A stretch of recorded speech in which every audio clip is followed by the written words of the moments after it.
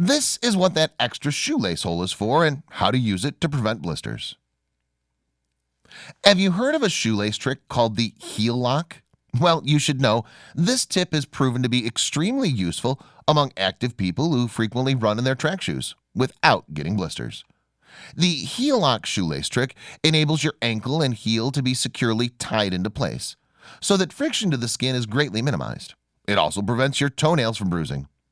This tip was provided by Lumicine, a company greatly known to provide useful hacks to minimize sports injuries. Check out the video below.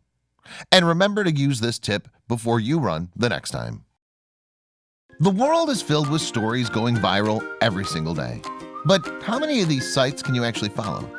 We understand that your day should start with positive stories, stories that resonate with you. And so we started JoJo Stories.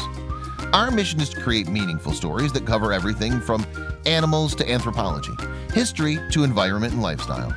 The kind of content you read on our site will be one you'll want to share with your family and friends. We hope you'll join our growing family and be part of our community. Welcome to JoJo Stories, jojostories.com.